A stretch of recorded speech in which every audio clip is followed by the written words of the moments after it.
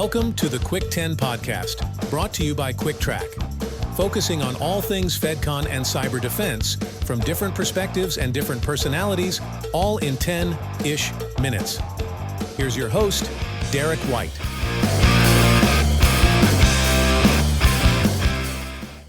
And welcome back to the Quick 10 podcast. I am your host, Rhett Coleman. Now today I am with a very special guest. Derek, I'd like to say welcome back, but that really just doesn't feel right.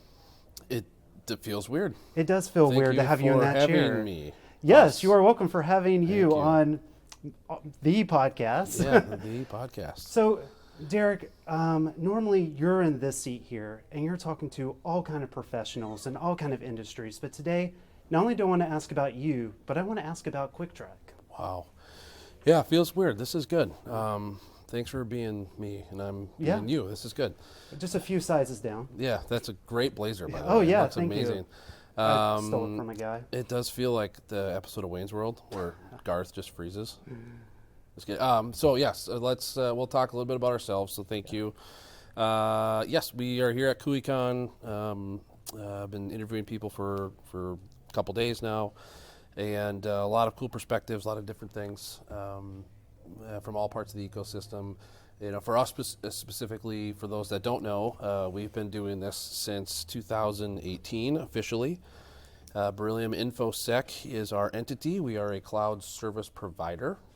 I'll get into that in a second. Our cloud service offering is the Trac Managed Enclave, or abbreviated as CTME. And we built it for purpose, and really out of necessity years ago. Without getting, because I know it's a 10-ish minute podcast, I hear. We don't have all day to talk about it, but we had clients back in the day that we were consulting with that were in some tough spots, kind of like Twilight Zone ahead of where we're at today. And we had to come up with an affordable solution that anybody can use, whether they're technical or not. And we did that with Trac. We've made some improvements to it over the years. We have a really exciting version of it now that's about a year and a half old. And I'll talk about that in a second. If you have any questions beyond that, let's get into it. You know, before we started filming, you were mentioning that Trac was known for its managed enclave. And that's the biggest thing they like to throw around. We're a managed enclave.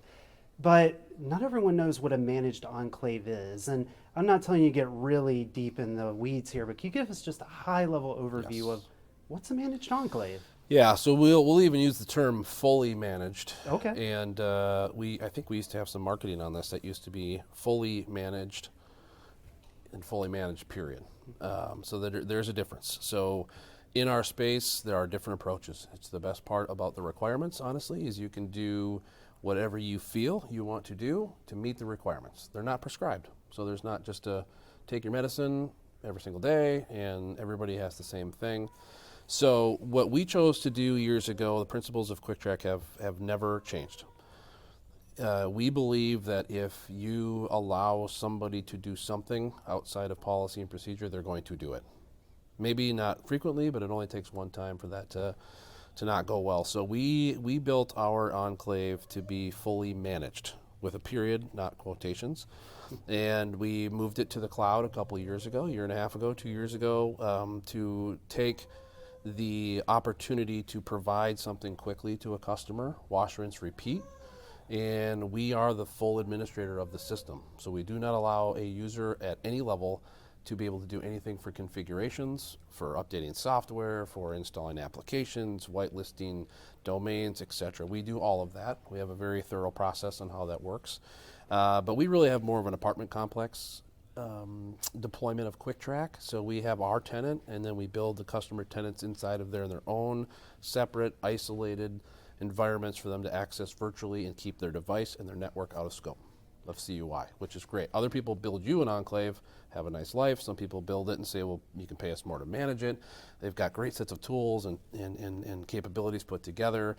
But we are in the Microsoft stack. We're Microsoft GCC High, Azure Virtual Desktop, and we figured, hey, the best way to pass requirements, which I'll get into in a second, makes us different than some other providers, is to use what's known, use what we know will pass, and then be the administrator of that, so the customer never has to sit in an assessment and say, I actually don't know how we do that.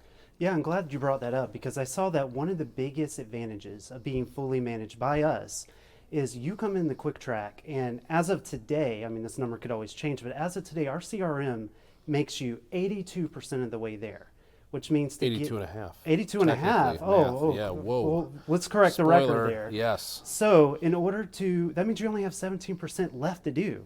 And the beauty of Cuick Trac is if you go with our advisory package, you're getting that white glove treatment, getting you that 17% all the way there. Now, Derek, here's a question I have for you.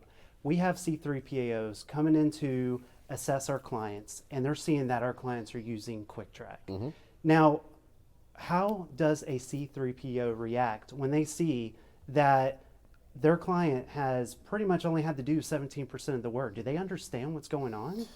That's a very timely question. So thank you for asking that. Yes and no.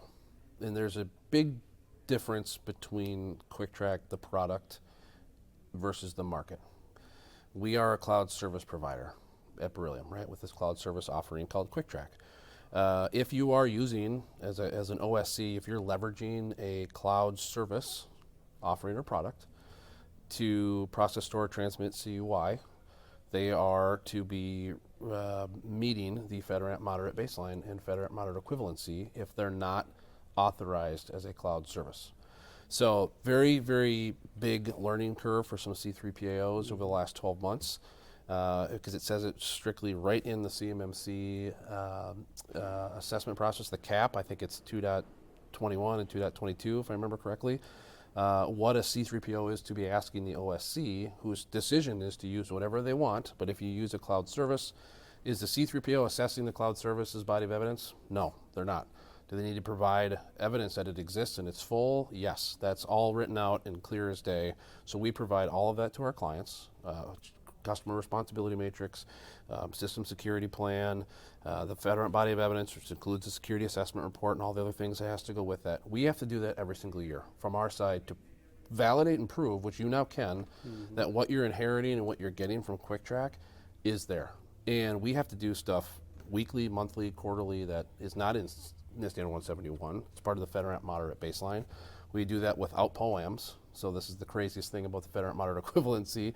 The DoD memo that went out is that if you get authorized to be, you want to go for authorization to be a cloud service that the government is using for government purpose, you can get a government sponsor and have open POAMs. Huh. Great. They accept that risk on behalf of the government, and you can be authorized and finish up POAMs. Well, with equivalency, you cannot, which is hard to do. And so we have because we have this approach of wash, rinse, repeat, leveraging things like Microsoft, and it comes down to 70-12, right, with the GCC high, and all these different areas that if you're bundling pieces of things together, you can do it, sure. But who's managing those vendors? Who's managing that responsibility on assessment day? As we say with our CRM, if you see it in our marketing or we send it to you prior to signing, that 82.5% is answered by us. No ifs, ands, or buts about it. That's a digital-only baseline, right? So that's a baseline out-of-the-box configuration of Cuick Trac is by design, by default, not communicating with any external systems. Because then if you never communicate with external systems, you can say things with high confidence. If Rhett and his company needs to do something, it can be allowed, and that configuration may change. The responsibility matrix may change a little bit. But with digital-only data flows, being able to communicate and collaborate with another system through approved, compliant means, documentation, auditing, all that stuff happening at the same time is a really powerful thing for our customers if they're using our advisory service or using a partner of ours or whoever to do the other 17%, makes their life a lot easier because they just don't have to go up and down, left and right on a system that already meets that stuff and sits there the same way every day. Well, speaking of making their lives easier, I've actually had the privilege of sitting in on some of the assessments that Cuick Trac has done. And I mean, I can't promise this to every client, but I kid you not, I saw a C3PO come in. They knew our business. They knew how we did 82% of the work. And I kid you not, Derek, and again, I can't promise this every time, that assessment was done in one day. Fastest assessment I've ever done. And for those of you who are not familiar, an assessment probably takes about a week, week and a half. The interview assessment portion and stuff was done in a day. The prep stuff all happened. And right, of course you got the background and the paperwork. But like, we didn't have to meet with that assessor again after that day, and that's how great it was. Yep. It was just like a mountain of stress, which anyone who has ever gone through an assessment can tell you that mountain of stress just lifted off in one day. So nice for us and the customer. And the C3POs are getting better with, at the time of this recording, the CMMC stuff's about a year old, and there's these assessments are now happening on when they ask all their qualifying questions to the OSC. What are you using for your CUI? We're using an enclave. Okay, what's it called? Cuick Trac. Is it a cloud service provider or not? Yes. If it doesn't meet FedRAMP monitor equivalency, yes. That all frames up their time with the assessor. Oh, yeah. But then they'll ask, the secondary questions then are, do they have FedRAMP body of evidence available? They're not sending it to them.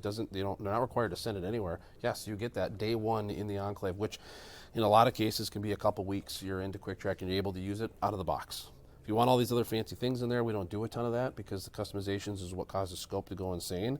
So we still have a very VDI, virtual desktop infrastructure, virtual, I'll call it a jail, really. You log into it, you do your work, you leave the environment. That's all just, again, the ease of use. I always joke and say that my parents could do it if they got an hour-long training on how to use Cuick Trac. They could. You haven't met my parents. Yeah. So, we have plumbers, we have construction, we have small service companies. We've got large companies who have a small scope. I've had a lot of guests on in the last 2 days, and over actually the last 2 years. Say it's not their driver, but it's enough. They like that business. Mm-hmm. They do good work for commercial. They want to do the same work in defense.